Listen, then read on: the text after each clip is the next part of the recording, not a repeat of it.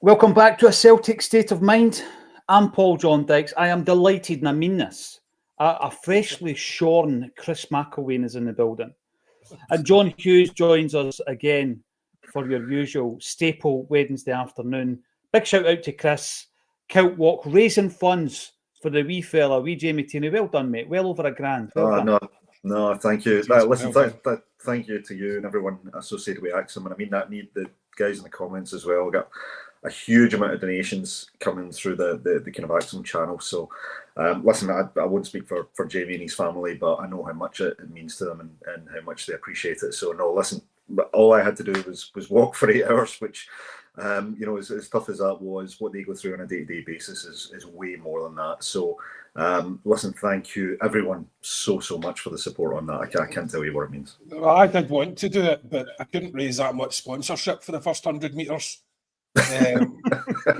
So, partly that wasn't impressive. So there you go. Well, you know the thing, Chris, right? It is something that, and this happens, I think, in all walks of life with regards to when you're pushing a particular campaign. After a while, the link's always there, and it becomes so. It's good to have a fresh perspective on it and a fresh approach to it. So well done on that. We update on Jamie's mum and dad because of the situation in this country and the fact that they can't get treatment quick enough for the wee fella. They have put their house up for sale and they're going to be moving lock stock to America. That's what they've had to do.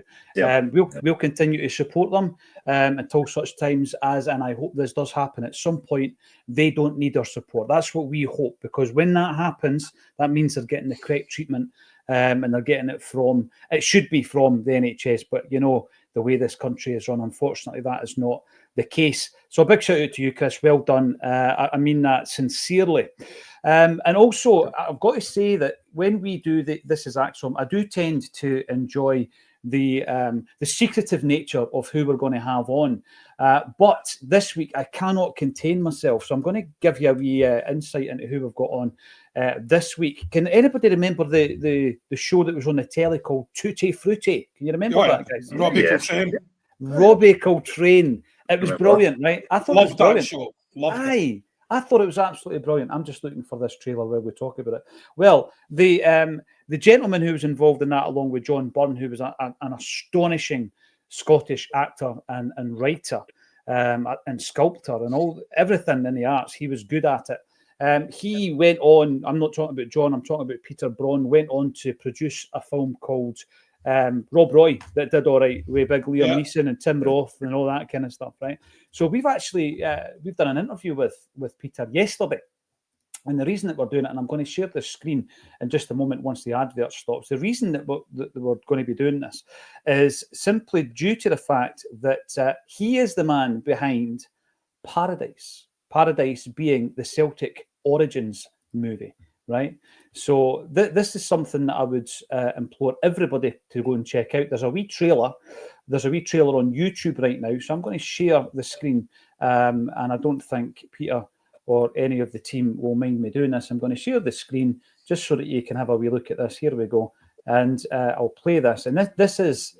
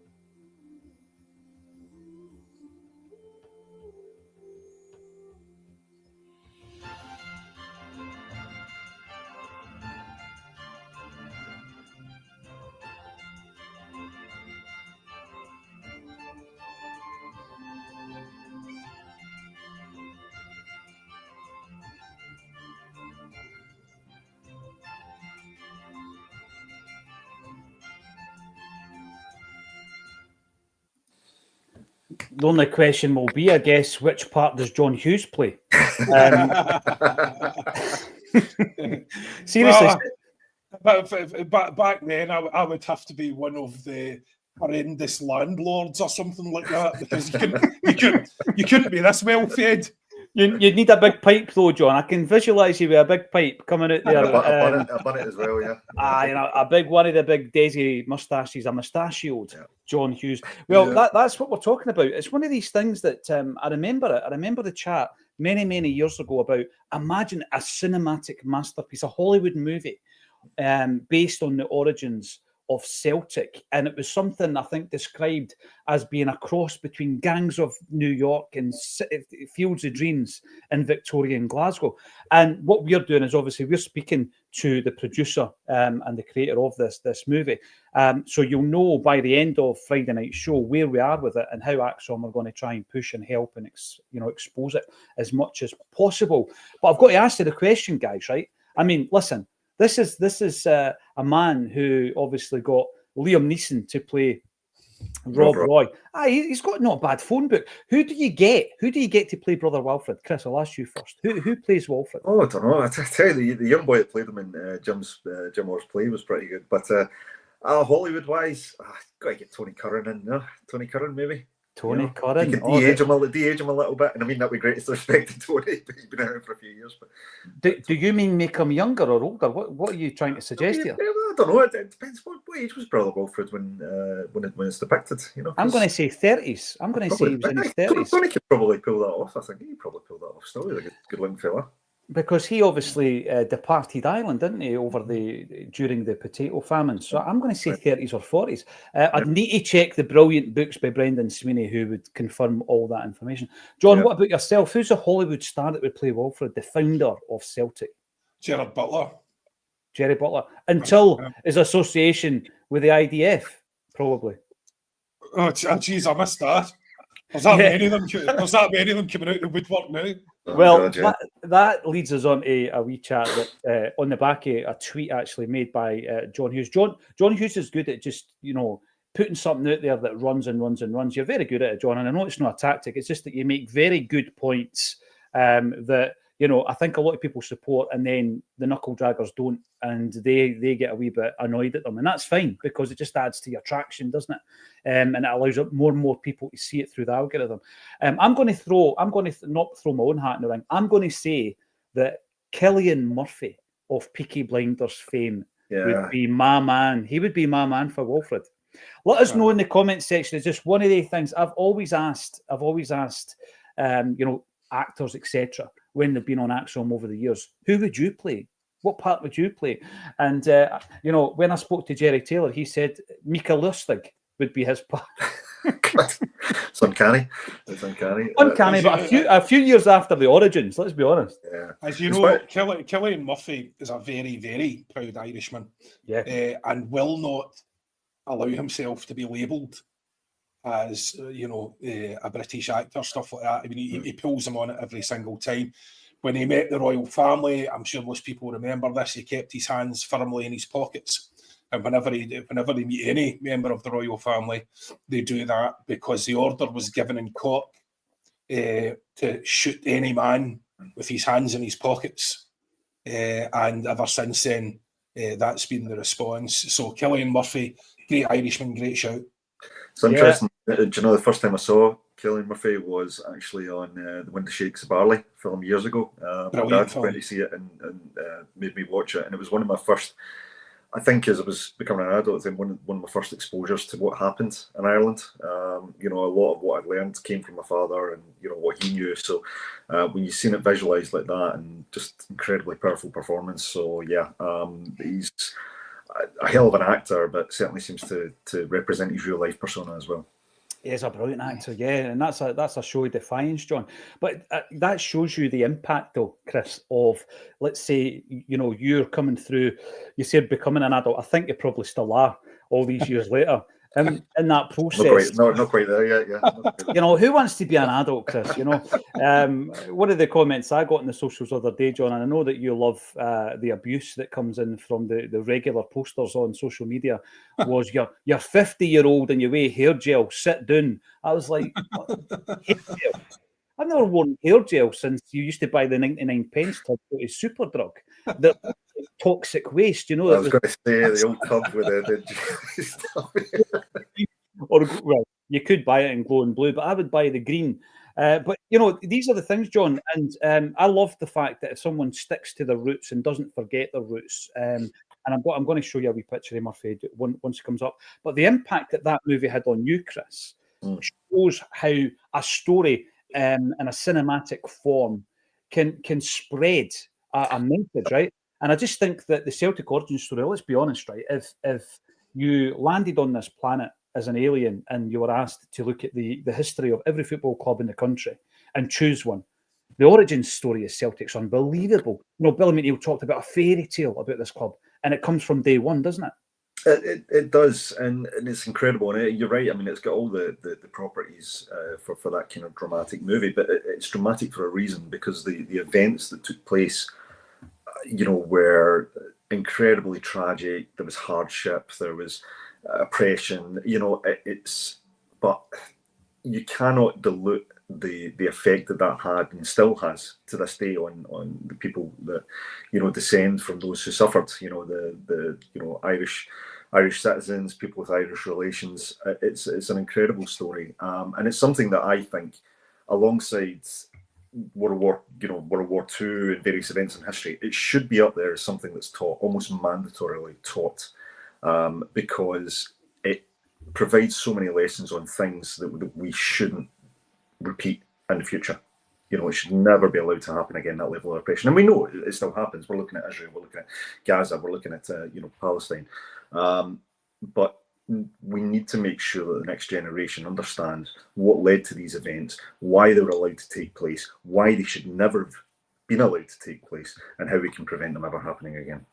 Without a doubt. And I took a leaf out of your book, Chris, and I had a wee tinker with the old AI, and here he is. Now, by the way, I've not been given a heads up. I've not been given a heads up. I don't know who's getting cast in this movie, but there you go. There's my shout. Killian, if you're watching, get the crucifix on, mate. You'd be perfect for it. You go for a Peaky Blinder to Amara's brother. Absolutely brilliant. Talking about standing up for the oppressed, John, there's been a lot in the news over the last few days about kneecap. An absolute deflection, actually, by the media. An absolute deflection by politicians on the real issue here. What you've got is a group of young guys who are standing up for their beliefs in relation to the situation. And they have been vocal from day one. They're not jumping on any bandwagon. They know about oppression. I would implore anyone, if you're not into Republican hip-hop, go and watch the movie anyway.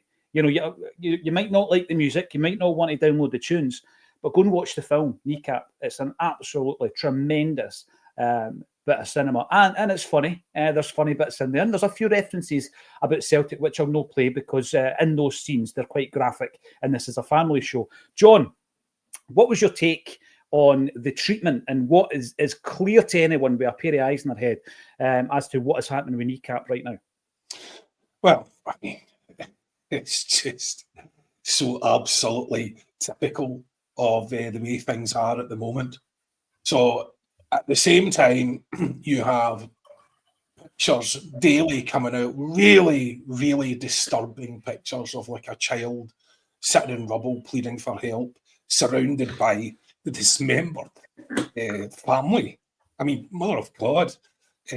So it's just horrific, beyond belief. And we have to sit and watch that, helpless, because our government won't do anything about it. And these young fellas, what are they doing? They are doing what everyone should be doing. And the disgrace is that more people aren't doing it. The disgrace is that you can pick Kneecap out from the crowd. You know, they should be indistinguishable. There should be hundreds and thousands. Every artist should be doing that. If you have a platform and you're not talking about this, then hell mend you, because the history books will not be kind. The It's unbelievable that the extent of the corruption perpetrated in American politics by Israeli money and by Israeli influence tactics and other politicians around the world. And there are very few who are free of that and able to stand up for themselves, because every politician ultimately is sort of self-serving. So, you know, the majority of them at the top end are just, you know, seeking power. So, look, at the end of the day, you know, our government, along with many others, is a disgrace. We are watching this unfold on our tellies. It is a daily slaughter, and now starving and cutting off the water, so dying of thirst. So you're using that now as a means of murder, and nobody's doing a thing about it. I suppose it's a bit less dramatic than, you know, the bombs and the bullets, but it's the same thing. And these young fellas are standing up quite rightly. And then, I mean, it sickens me, absolutely sickens me, because now you're talking about people calling them out at the same time. You could switch in the same newsreel, you could go from pictures of dead babies to pictures of a politician saying, these boys said some hurty words. And those hurty words have hurt my feelings, and I think I may be able to generate some interest in my ramblings by doing so. And I'll pull them up for those hurty words. And any politician that does that should be disgraced. I mean, my feelings on this are pretty intense. It's the worst thing I've ever seen in my life. And it's happening right in front of us. It sickens me every day, every single day. It sickens me, and it sickens me how little we can do about it. You go and protest and stuff like that, but, you know, the voices aren't being heard. And, you know, it's all right to say history won't be kind to these people, but by that time, they'll all be dead. All the Palestinians will be dead.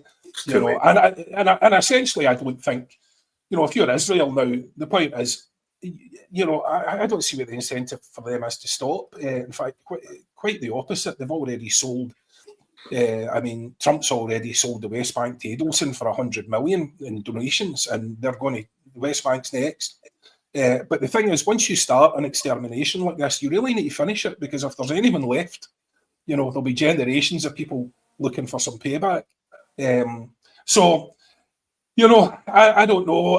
It is beyond me. It is beyond me how we've got to the point where people who are supposed to represent the public are so incredibly and utterly morally bankrupt, so utterly spineless, so utterly without empathy, that they can watch this slaughter and sit there and then criticise some boys for saying some words that they don't agree with.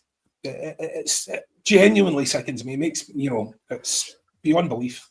John, you're absolutely on the nose with it, because it's one of these things, and I've said this a lot of the time over the years, that in terms of the toxicity that I see on a daily basis on my news feeds on the various platforms, if I did not have a Celtic state of mind, I wouldn't be anywhere near these news feeds, because there's a sense of helplessness, John.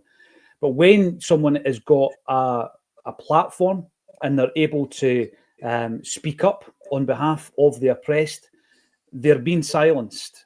You're being demonetized. You're being deplatformed. And this is exactly what we're seeing now for anybody who steps up and calls it out. Now, if there's any, and I get that people are saying, all right, let's talk about Ibrox. We're going to get there. We're going to get there.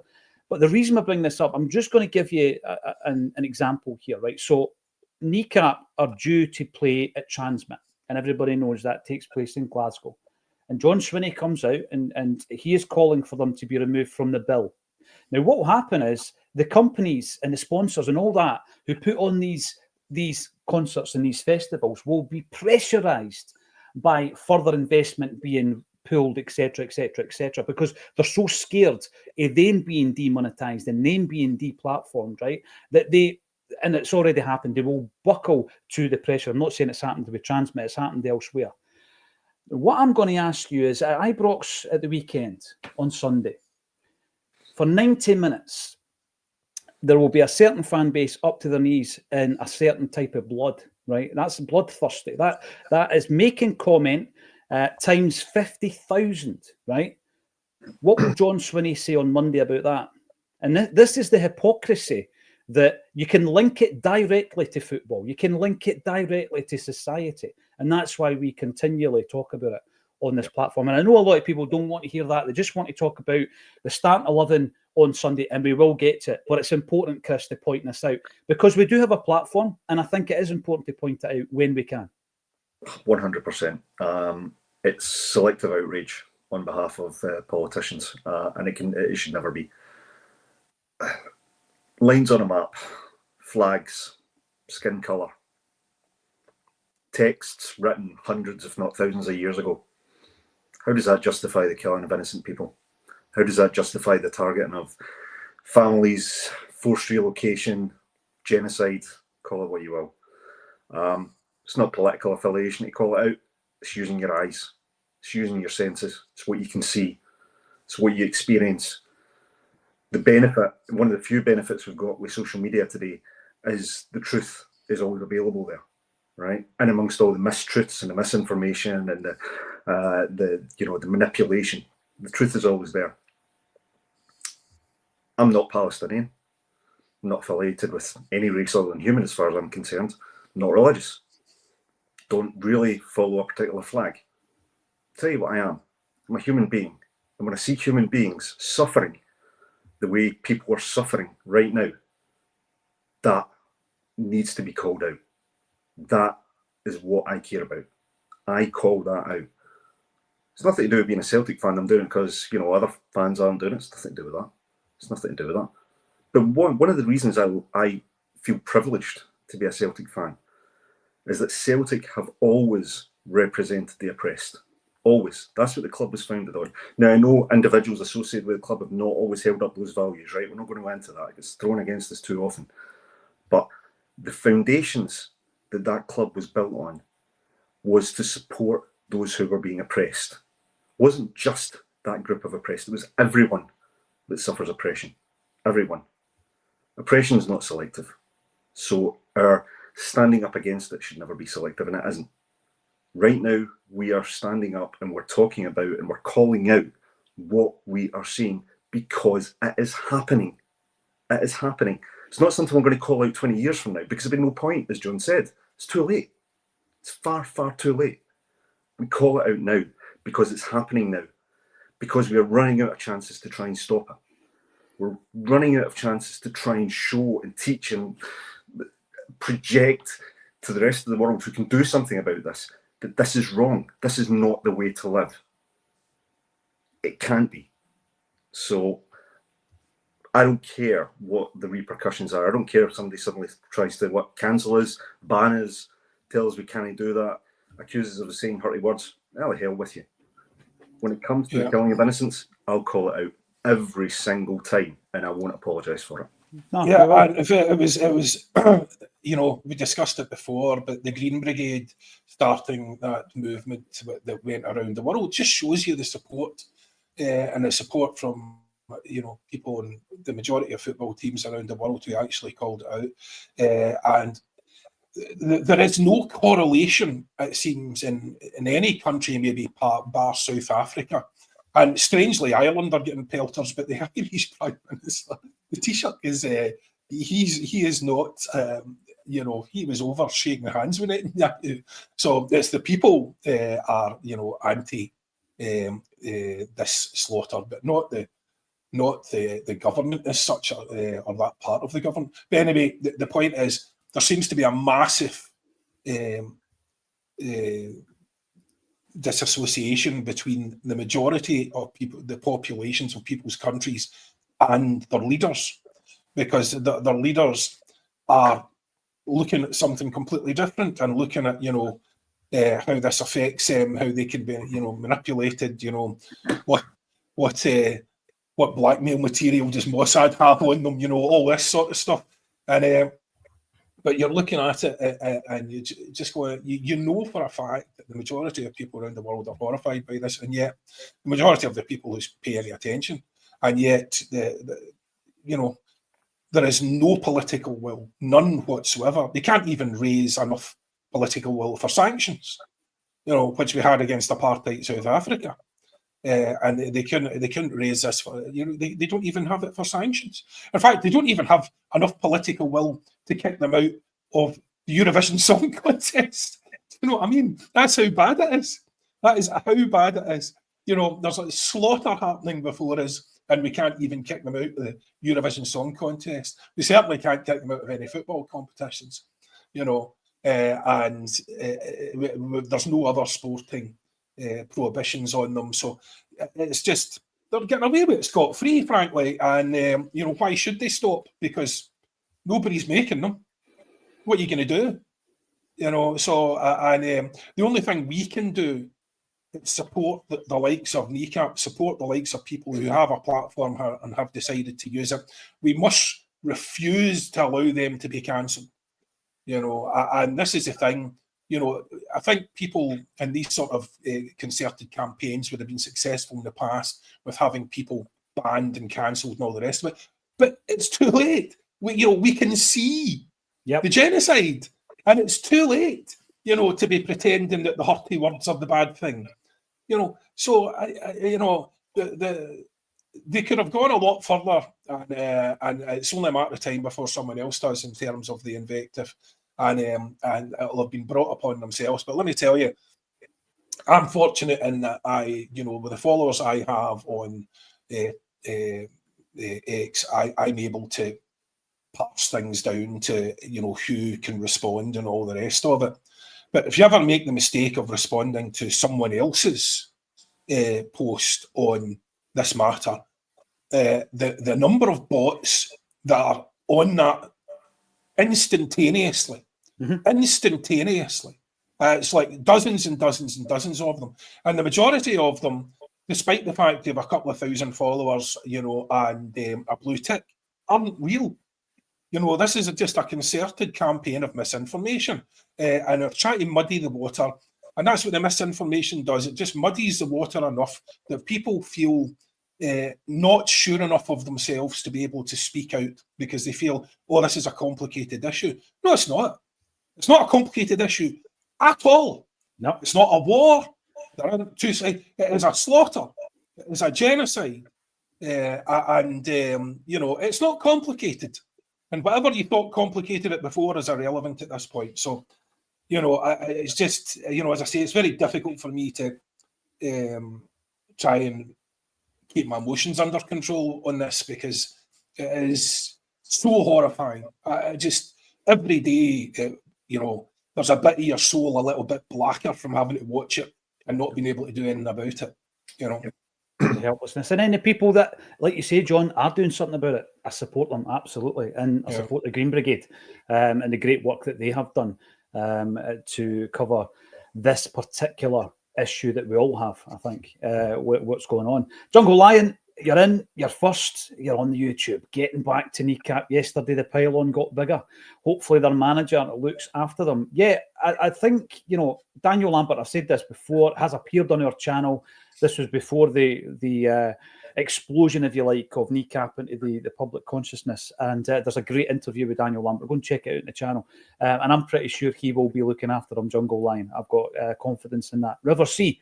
Hail, folks. SPFL are complete idiots. A bigger league will only be beneficial long term. Yes, there was a discussion around that, and there has been a statement to say that there will be no expansion of the Premiership. We will continue as is, with a split, with games against each other, sometimes 2 at home, sometimes 3 at home.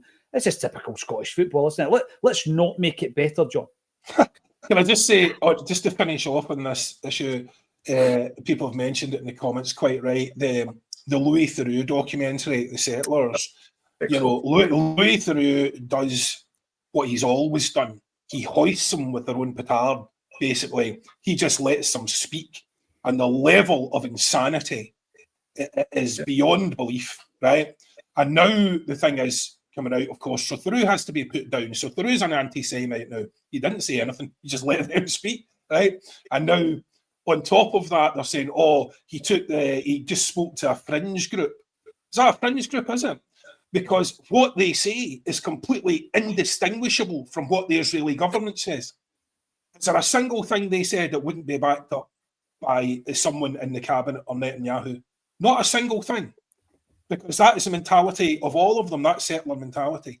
Anyway, like, I'll leave it there, Paul John. But yeah, you will see the cancel culture, John, going into overdrive. It already has, and you will see the tactics and the strategies that will be put in place to keep people quiet.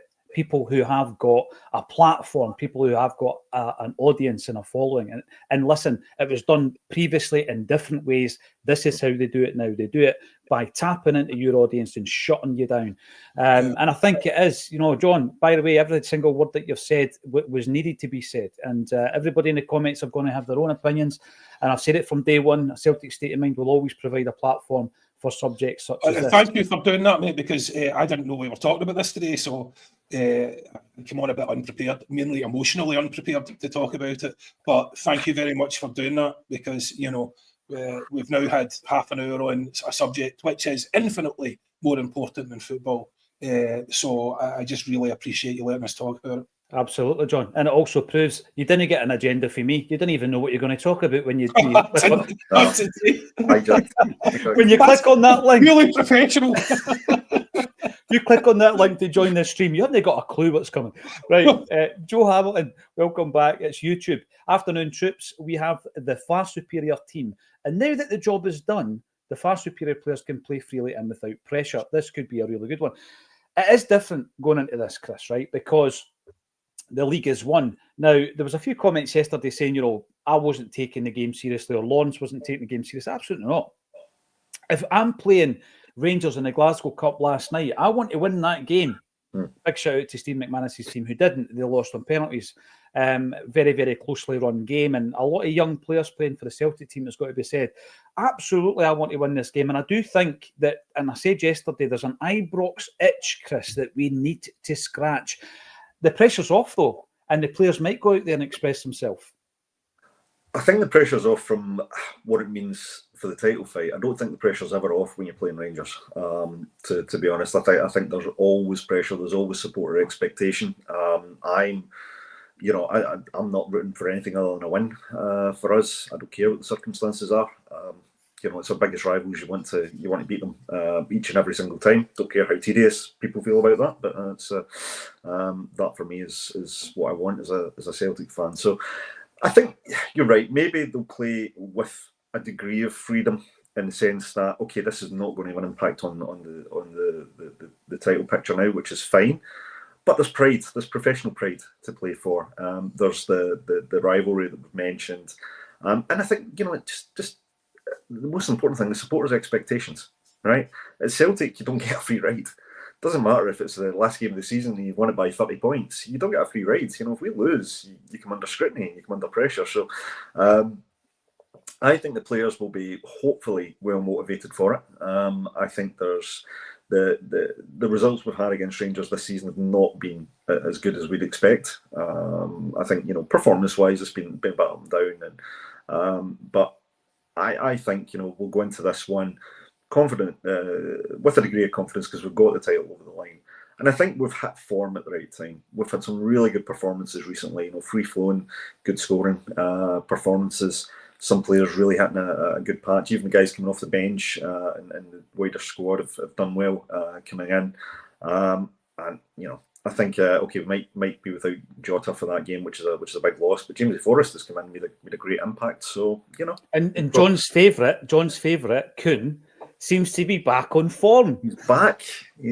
What was it? I can't remember. I never said a word about that boy. He's always been fantastic. But tell me this. So, I tell you, it did start a wee bit of a fight, and I don't know if I'm sure you've discussed it the last couple of days. Certainly on my timeline was I asked at the time the question, and no one was able to clarify really. Who was that to? Who were the gestures to? Yeah, I saw that.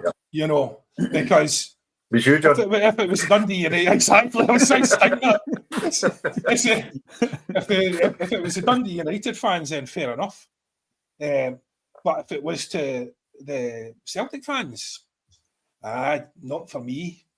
Not for me, son. You just need to keep your head down. And I mean, I certainly hope that's not what it was, because it would be a mistake for someone who has been substituted twice in 3 games at half-time and hasn't been kicking a ball for a good couple of months now, to be doing that as if he's been unjustly criticised. I think at that point, you just need to keep your head down. And also, what would be handy is, congratulations on your goals against Dundee United. Let's see what you do on Sunday. Yeah. I totally follow up. John, I've always felt that, you've got the old shush, you've got that one, and then now you've got this one. But I always remember Berkovic, just on that subject, giving us at that, and that annoyed me against Kilmarnock. But the answer, the response, is the performance and the goal, Chris. That's the answer. You don't have to give it all this. I don't know if he was getting abuse on the game. I mean, I'm not sure whether or not he or Brendan Rodgers will be asked about that in the press conference. Probably they won't. But the response is the performance and the goals, isn't it? You don't need anything. You don't need the drama afterwards, do you? No, you're talking on the park, and that what he did on the park there was the best way to react to what I think has been quite justified criticism. He's been praised to the hilt for the bulk of this season, deservedly, because he's been, at one point he was probably the best player in the team. Yeah, he's human. He's had a drop off in form. It happens. But part of playing for this club and the level of expectation and the pressure that you're under is you have to be able to rise above that. You have to just knuckle down and prove that you deserve the credit by putting in the performances on the park. And based on the eye test, the old optics, Kuhn was off it. It didn't look as though he was working as hard. It didn't look as though he was willing to put his body on the line quite as much. Very, very easy for us to sit here and say that, right? And I'll always respect that. It must be immense pressure being out there on that park. But you're at the top club in the country. You're top of the league. You're under constant pressure. There's always a target on your back. You've got to have the mentality to rise above it. And the best way to get over these patches and to turn the criticism around, as you've rightly said, is to get out there and put in a performance, whether it be, putting your body on the line, showing that requisite level of effort, getting the goals, getting the assists, building the team, helping the team forward. And, he did that. So now I'm quite comfortable praising him for that performances. But, if he drops off again, he'll get criticised. That's part of the game. But the thing, I've seen someone just quickly there, I saw someone in the comments just commenting there, so, we give it out, so we should be big enough to take it. That would be true if we were giving it out anywhere. It was in social media. He wasn't anyone's whipping boy during the games. He wasn't getting booed during the game. Hey, sorry. Somebody was. John, two Spaniels starting a fight. That was fantastic, but you've got to allow me to use my new graphic every single time a dog barks on the show. We've got to bring up this, right? Who let the dogs out? You know the tune. There you go, the big man. But I never let them in here, but my missus is away. And, the reaction, though, John, your reaction was brilliant. It was just like boom. So, again, he wasn't being booed by the fans. He wasn't being given a hard time by the fans. So if he knows that he's been given a hard time, he's been given a hard time on social media. And that means he's been looking at social media and reading what people have been saying. And even there, I don't think he was getting absolute pelters. I think he was getting criticised for his form. No one was saying he was a terrible player. He was just getting criticised for his form. So, and that's absolutely fair enough. So, no, I don't think that's the same at all. He wasn't getting any lip off the fans. And also, Chris, what you're saying, the eye test and all that, it's not subjective. The manager hooked him twice at half time. Yes, that is not subjective.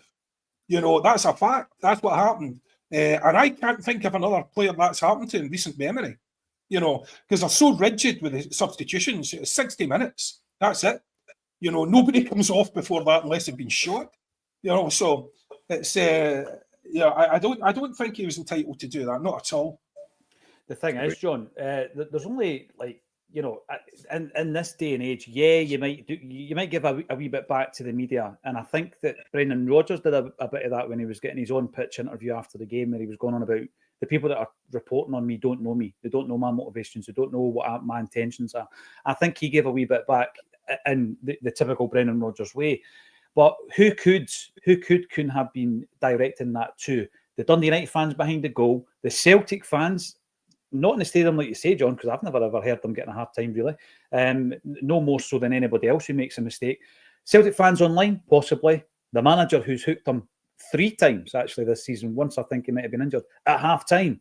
Well, I'll tell you something. If it's the fans or the manager, he shouldn't be doing it, should he? Really? But yeah, I get the comments in the comment section saying, you know, we give it out, we need to get it back. Jackie Conley, you're in, and a little earlier than normal this morning. What time does Acsom start? On a weekday, Jackie, unless it's an emergency broadcast, because we've just spent £20 million on a new player or something, it's 12:30 every weekday.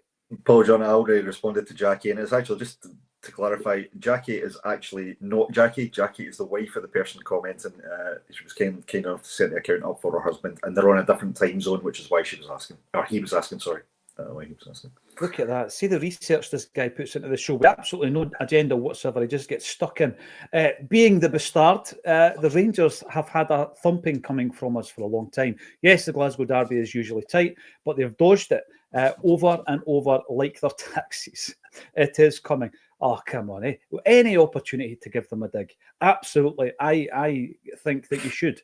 And there's loads more to talk about. Scottish Mick gave me a big shout out today on the DM. Hi, Paul John. A friend of mine is going to Krakow this weekend. Can you give a shout out to your listeners to see where is good to watch the game this weekend? Great show as always. Thanks for the message. Where is good to watch the game in Krakow, ladies and gents? Let us know. And if you're struggling, go and check the Celtic bars, which is really a labour of love for the man behind that book and website. Jay Conley, Jay Larkin, having Ida on from the start means hopefully we'll be more inclined to go over the press if necessary. And Sinisalo has shown he'll go long if he thinks it's on. Let's talk a wee bit about Adam Ida then. I mean, it's forced his hand, really, John, the injury to Jota, which is very unfortunate. And Ida, I'm sure, will start. I mean, what other options would you have? You know, you'd be playing Forrest on the left. You'd maybe be reintroducing Yang. So I reckon Ida will start through the middle. And I agree with the commenter. I think that's a good thing because it might change your approach a wee bit against Rangers. It hasn't been great in the last couple of games. Well, I think we tried to change our approach against United. So we were certainly a good bit more direct. So, you know, it seems to me that that's what we're going to try and do. And that's essentially what you have to do against Rangers. I mean, I said that before. I've been saying that over the last couple of games. We have to change. You cannot just say, I mean, I've had people saying, oh, Calmac's back and CCV is back and stuff like that, and these guys were out. But these guys were in as well in different games. Where we so far have lost 9 goals in the last 3 games. Right? No. So for us, for me, they aren't very good at playing football. So make them play football. You know, it's a territorial game. You just, you know, get the ball up the pitch, press them for second balls, do what they're trying to do to us against them. That's what they're trying to do to us. And that's what you're trying to do against Dundee United. And our chances will come, and hopefully we'll take them. Hopefully Big Ida takes them the same way he took the 2 goals and not the way that he took the dummy for Kuhn's goal. What a dummy that was. What a dummy that was. It was very, very convincing. Looked a lot like he was trying to hit it. John, I've done that a few times in my day. You know, empty swipes. Remember, Maida did it, didn't he, in the League Cup final? Yes, that's exactly right. Exactly right. But I mean, I think the big man, if he doesn't wander too far out of his, you know, where we want him playing, it puts us at the sharp end. If he's not trying to play in the midfield, then we'll be fine. And again, you know, the thumping they deserve off us is unbelievable because they've proven themselves to be garbage, right? They've proven themselves to be rubbish. But the same reason they are effective in Europe is the same reason they're effective against us, because it's anti-football. They're very good at playing without the ball. They don't do build-up. They take their chances. When they come, they create chaos, and they profit from that chaos. And what we need to do is just put them on the back foot, keep them on the back foot, keep them pinned in their own half, and, you know, stop trying to basically play through everything. We don't have to play from the back in every occasion. It slows things down. It allows them to, you know, get their markers on, and they are a better quality of player than we play every other week. So you know, we clearly have a problem with the press. We clearly have a problem with playing through the press now, which is bizarre because earlier on in the year I thought we were doing it sensationally, but it's been these guys have targeted us that way every single time now in the last number of games, and they're playing the same way. So we can't go out there and suddenly say, "Oh well, we were just surprised. They took us by surprise." Well, we know exactly what they're going to do. They can't play any other way, whereas we have options. So I think we really need to consider what our options are, because we cannot play the same way again. If we do, it'll be the same result.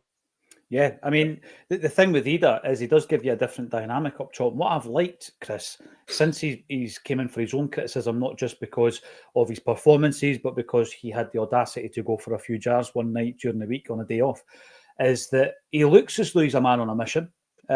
Just the eye test, Chris, you know, he's dropping deeper to get the ball, and he's spraying the balls out wide, and he's putting in, for me, a lot more work in the right areas. Sometimes I found him out wide, really with much sense of what he was going to do next. Whereas if he drops deep, takes the ball in, he's very good at shielding it, sprays it up the wings, and then he makes his run in. He's doing that a lot more effectively, I think. And, you know, if it clicks at the weekend, this could be a sensational game for Adam Ida to shine. He's the guy I'm looking at, actually, to be Celtic's game winner.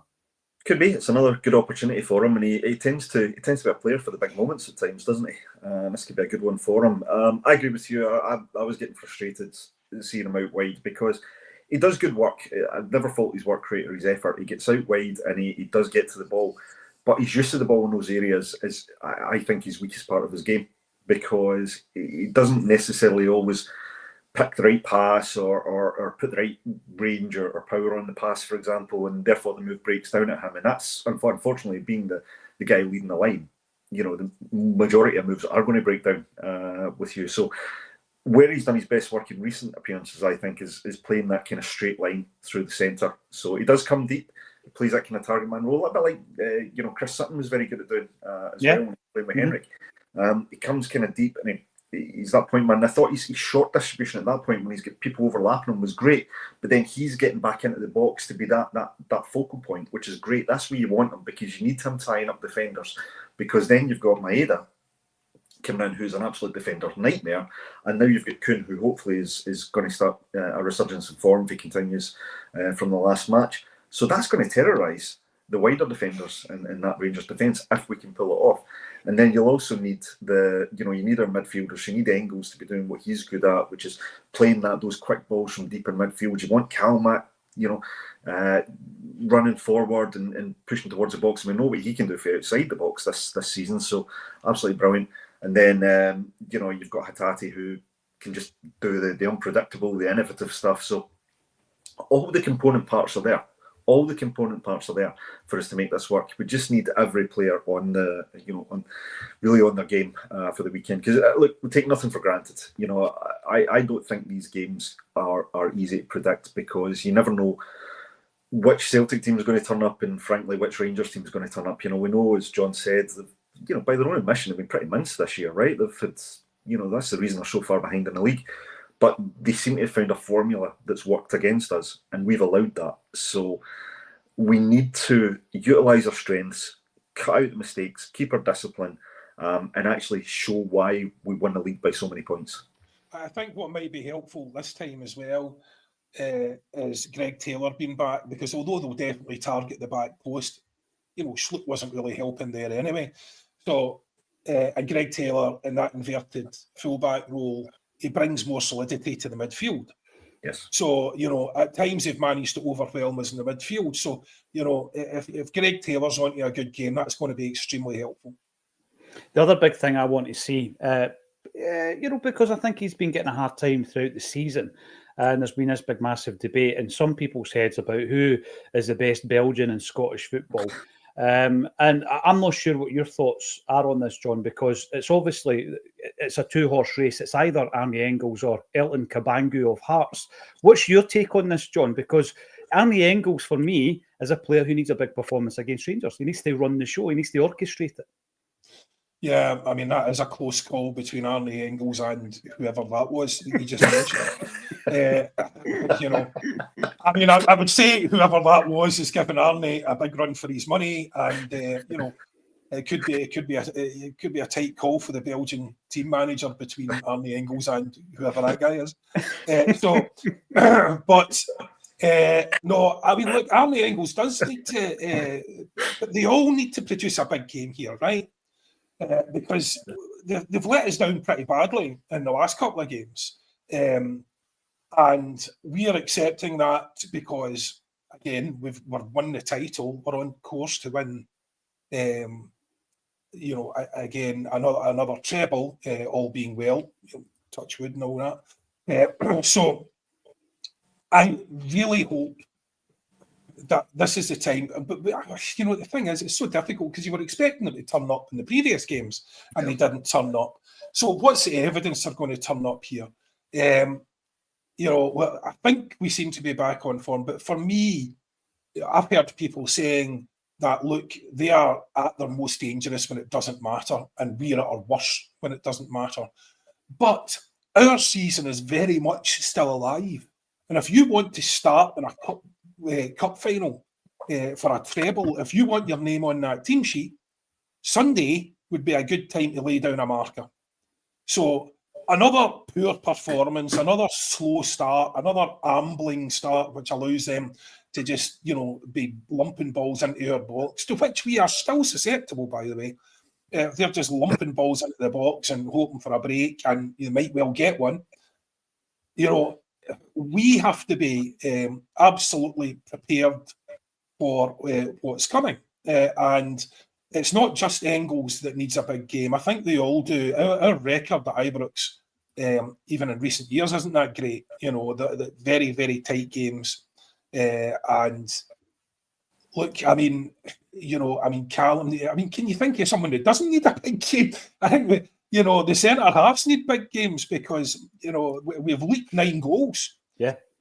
So not just the centre halves, the fullbacks as well. So, you know, the guys really need to stand up. This will be far and away the most difficult game for the rest of this year, right?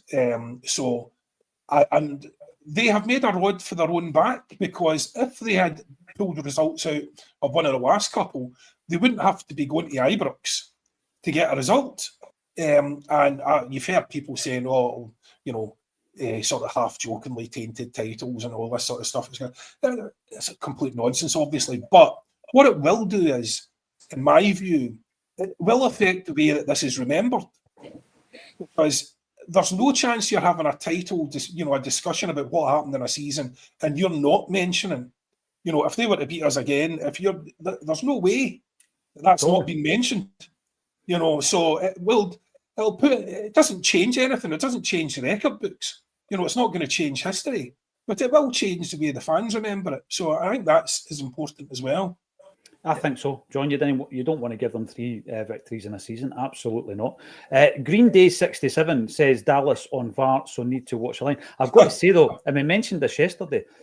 Dallas was strong actually with regards to the goal being chopped off by St. Johnstone. Have you heard the audio?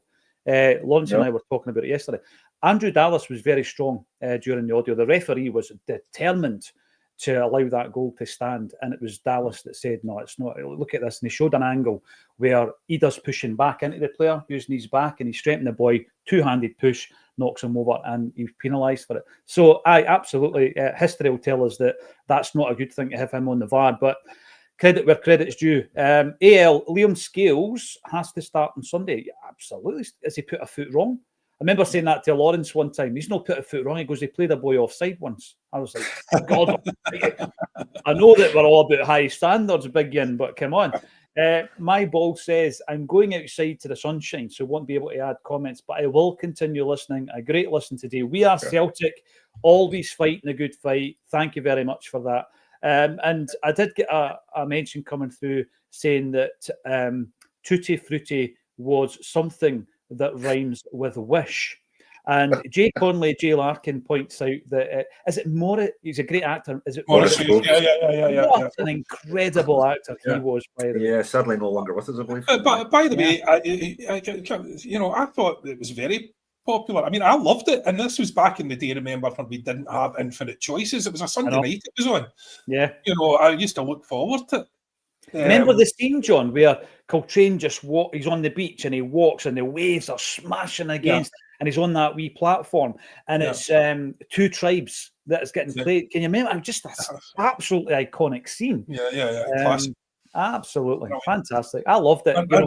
By the way, going back to Peter, your meeting about the film, Peter was in touch with me a couple of years ago, and I know he was in touch with Celtic.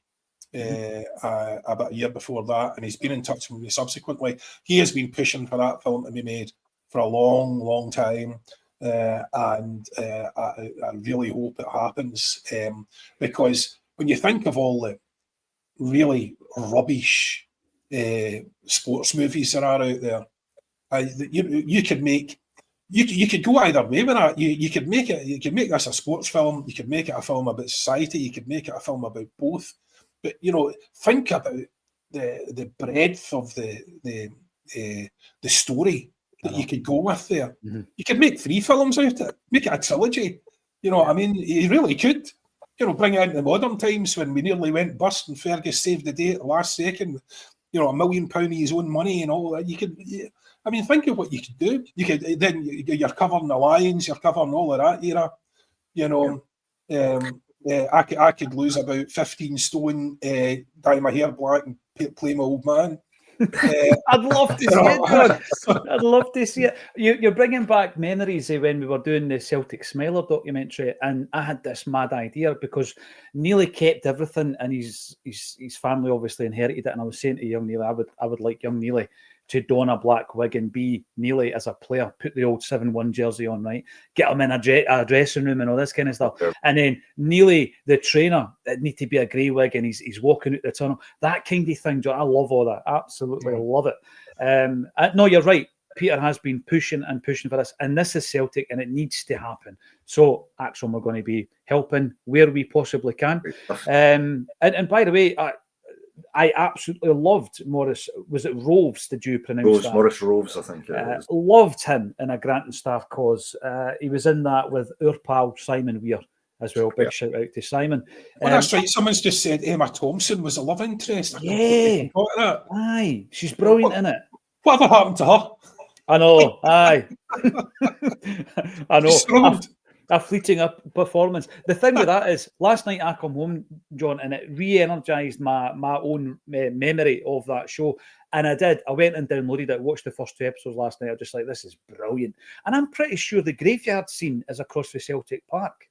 I'm sure it is. Let us know in the comment section if I'm right with that one. Irishman in Porto, yes, you would have been affected by the power cuts, in inverted commas. Hail, I hope you're all right, and everybody else in Portugal and Spain are okay that we're suffering that. So what's so scary about that is it's like one of those apocalyptic things. We are so utterly reliant. Utterly reliant. I know, John. I know. All it takes is a couple of dominoes to drop, and the whole everything just goes to hell. So that's scary stuff, And I was thinking, I wouldn't care about no power, but I'd care about no internet.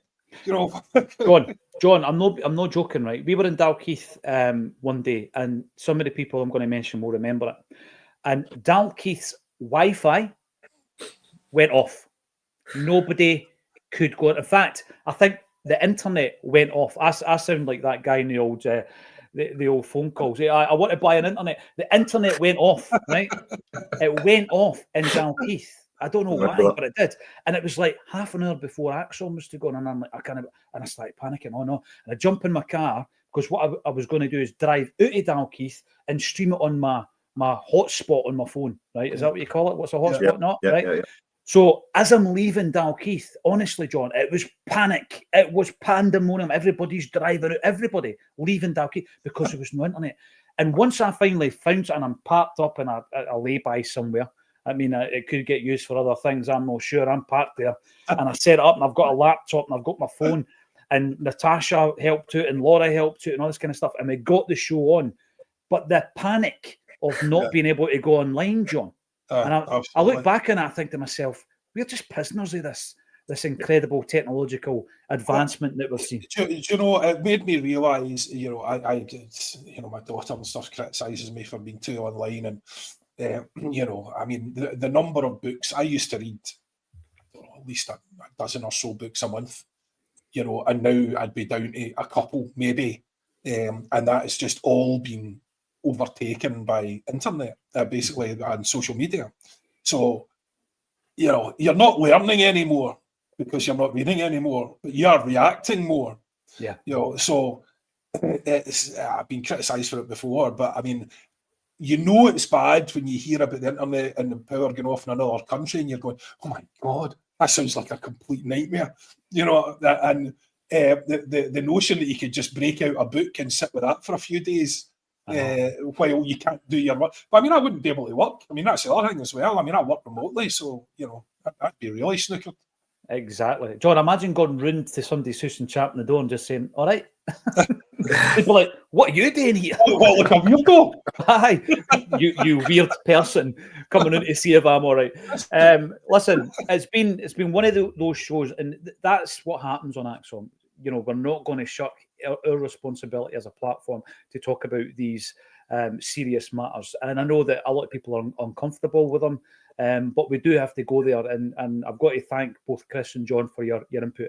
John, you're right. I didn't prepare you for it, and apologies for that. No, not at all.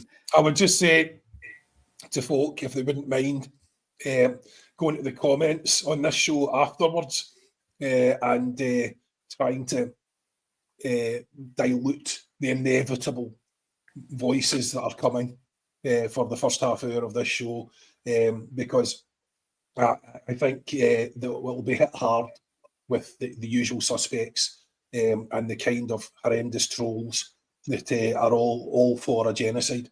No, John, you're right, and you know, you go into it knowing that that's going to happen, so we're prepared for that. Listen, every single one of you, we're still on 1,200 strong in a live stream. Thanks everybody for getting involved. As always, everything we're doing is underneath this video. Click on the links, give us a thumbs up, subscribe to the channel, and join us again at 12:30 on A Celtic State of Mind. Hail, hail.